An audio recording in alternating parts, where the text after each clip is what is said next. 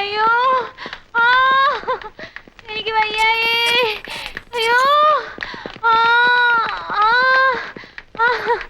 അയ്യോ വയ്യായേ.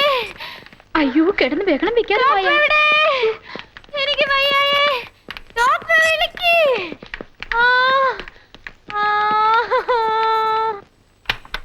ഡോക്ടർ, കാഷ്വാലിറ്റിയിൽ ഒരു പേഷ്യന്റിനെ കൊണ്ടുവന്നിട്ടുണ്ട്, ഉടനെ അങ്ങോട്ട് വരണം.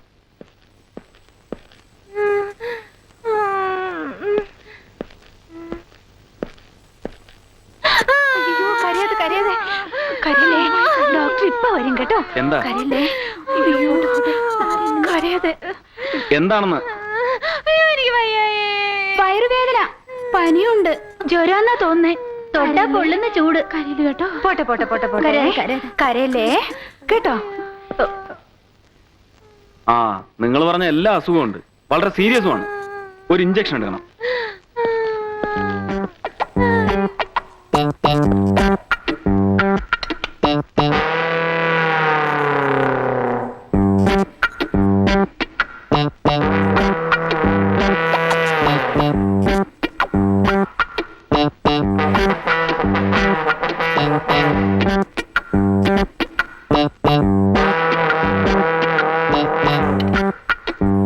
ഡോക്ടർ പ്ലീസ്, എന്റെ വലത് കൈ ഇഞ്ചക്ഷൻ എടുക്കരുത്. അപ്പൊ ഇടത് കൈയിലെടുക്കാം. അയ്യോ, അവിടെ ഒട്ടും വേണ്ട. പിന്നെ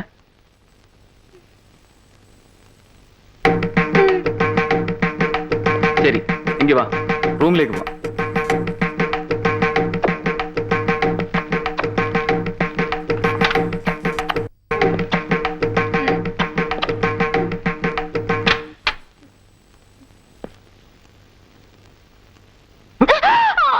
എന്തിനാ എന്തിനാ എന്നെ ഇങ്ങനെ ശല്യം ചെയ്യുന്നത്? പറയാൻ പറയാം. പറയട്ടെ. പറ. ദേഷ്യമൊന്നും തോന്നരുത്. എനിക്ക് വല്ലാത്തൊരു പ്രണയം തോന്നുന്നു. ആരോട്? കുറെ നാളായി ഞാൻ തേടി നടക്കുകയായിരുന്നു പ്രേമിക്കാനായി യോഗ്യനായ ഒരാളെ.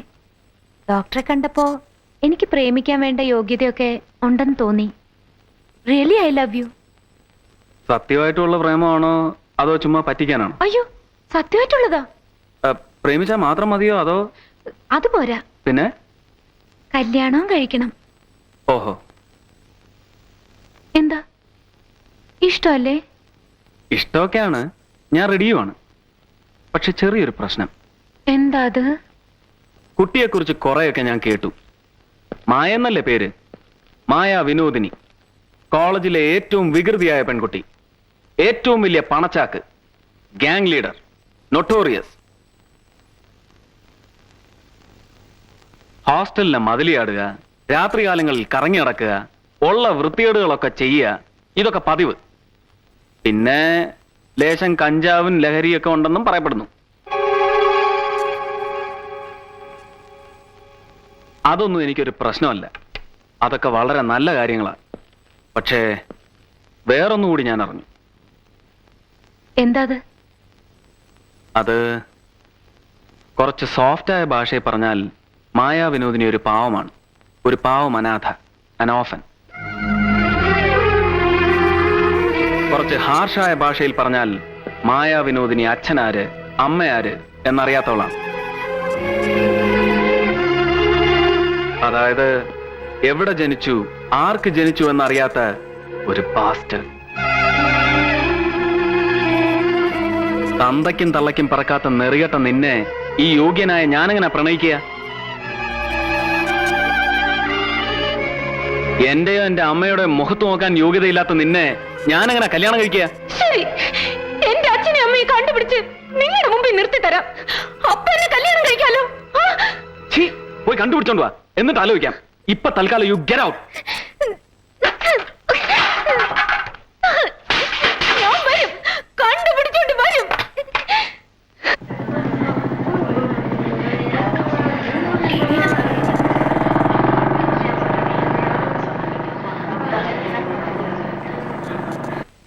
ജയന്തി, ജയന്തി, ആകെ കുഴപ്പമായി. മായക്കെതിരെ പോലീസ് കേസ്. ആ ഡോക്ടർ ശ്രീനിവാസൻ പറ്റിച്ച പണിയാ. എങ്ങനെ? ആശുപത്രിയിൽ അനധികൃതമായി കടന്നു, ഡോക്ടറോട് അപമര്യാദയെ പെരുമാറി, ആശുപത്രി ഉപകരണങ്ങൾ നശിപ്പിച്ചു. പ്രിൻസിപ്പൽ കൈയോടെ പിടിച്ചു വെച്ചിരിക്കുക മായെ. മായെ കോളേജിൽ നിന്ന് പുറത്താക്കുന്നുള്ള ഉറപ്പ്. ഇപ്പൊ എന്താ ചെയ്യാ? ഞാൻ അച്ഛനെ വിളിച്ച് പറയട്ടെ? പ്രിൻസിപ്പലിനോട് പറയാൻ എന്തെങ്കിലും ചെയ്തേ പറ്റൂ. നിക്കേ, പ്രിൻസിപ്പൽ മായയുടെ ലോക്കൽ ഗാർഡിന് വരാൻ ഏർപ്പാട് ചെയ്തിട്ടുണ്ട്. ആരാ മായയുടെ ലോക്കൽ ഗാർഡിൻ? ശിവപ്രസാദ്.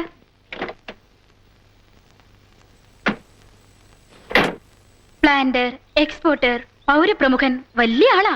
കോളേജും ഹോസ്റ്റലിനും വേണ്ടി അദ്ദേഹം ചെയ്തിരിക്കുന്ന സഹായങ്ങൾ ചില്ലറയൊന്നുമല്ല.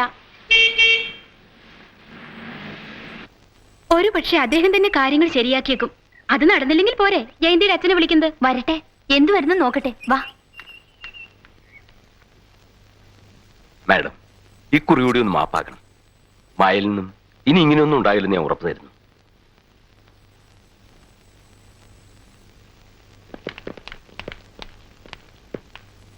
ആശുപത്രി അധികൃതരെ കണ്ട് ഞാൻ കേസ് പിൻവലിക്കാൻ ഏർപ്പാടാക്കാം. പോലീസിലും ഞാൻ പറഞ്ഞോളാം. മാഡം ദേവി ഇത് ആക്ഷനൊന്നും എടുക്കരുത്.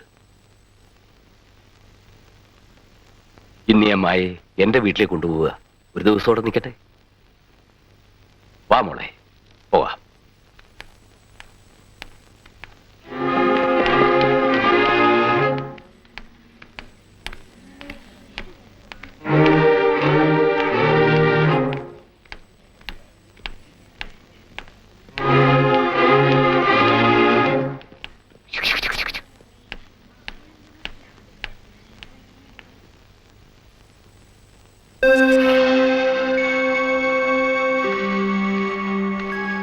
മായ വന്നില്ലേ? ഇല്ല.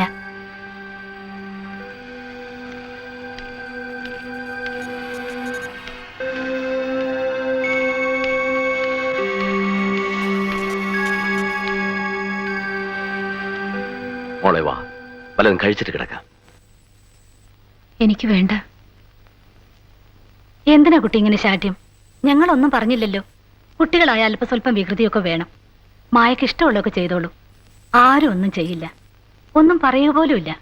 എന്നെ പുന്നാരിക്കുക? എന്തിനാ എന്നെ പുന്നാരിക്കുന്നത്? എന്നെ ഒന്ന് വെറുതെ വിട്ടൂടെ? അങ്കിളും ആന്റി എന്താ എന്നെ നന്നാക്കാൻ നോക്കുക? ഇതുവരെ ഞാൻ ചീത്തയായിട്ടില്ല, സത്യം.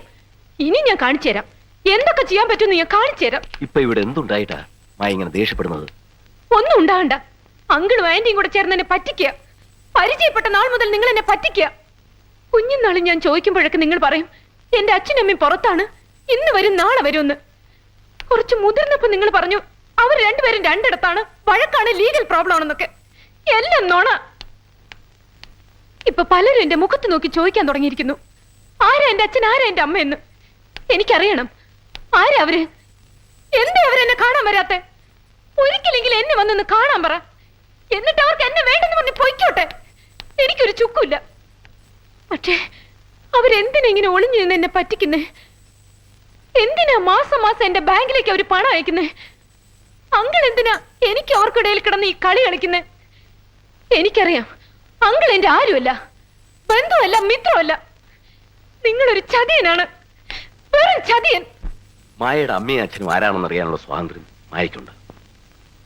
പക്ഷേ അതിനുള്ള സമയമായിട്ടില്ലെന്നാ തോന്നുന്നത്. കൂടുതൽ വിശദീകരിച്ച് പറയാനുള്ള സ്വാതന്ത്ര്യവും എനിക്കില്ല. വെറുതെ ബഹളം വെച്ചാൽ മായ എനിക്ക് സഹായിക്കാൻ സാധിച്ചില്ലെന്ന് വരും. എനിക്ക് ഒരാഴ്ച സമയം തരൂ, ഞാനൊന്ന് ആലോചിക്കട്ടെ. ഒരാഴ്ച പോയിട്ട് ഒരു ദിവസം ഞാൻ നിങ്ങൾക്ക് തരില്ല. എന്റെ അച്ഛനും അമ്മയെന്ന് പറയുന്നവരുണ്ടല്ലോ, അവരെ ഇനി ഒളിവിലിരിക്കാൻ ഞാൻ സമ്മതിക്കില്ല. നിങ്ങളെ കൊണ്ട് അവരാരെന്ന് ഞാൻ പറയിപ്പിക്കും. അവരെ ഞാൻ എന്റെ മുമ്പിൽ കൊണ്ടുവരുവിക്കും. ഇല്ലെങ്കിൽ എന്റെ പേര് മായ എന്നല്ല.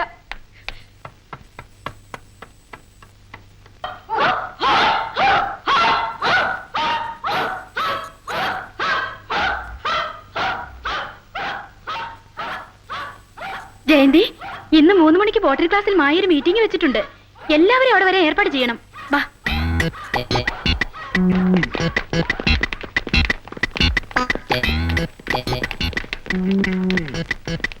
വരിക വരിക വരിക വരിക വരിക. പ്രിയമുള്ളവരെ, എന്റെ മിത്രങ്ങളും ഉറ്റവരും ഉടയവരും രക്തസാക്ഷികളും സോറി സോറി സോറി രക്തബന്ധുക്കളുമായ എന്റെ സതീർത്ഥ്യരെ,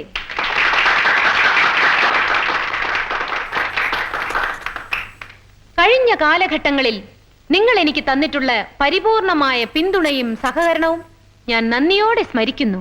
ഇപ്പോഴും നിങ്ങളുടെ ഓരോരുത്തരുടെയും പിന്തുണയും സഹകരണവും ഞാൻ പ്രതീക്ഷിക്കുന്നു. ഞാൻ ഇവിടെ ഒരു കളിനാടകം അരങ്ങേറുകയാണ്. എന്റെ ഈ കൈകളെ ചിറകുകളാക്കി ഒരു തത്തയെ പോലെ, തത്ത വേണ്ട, മാടത്ത, ഒരു മാടത്തെ പോലെ താഴേക്ക് പറക്കുകയാണ്.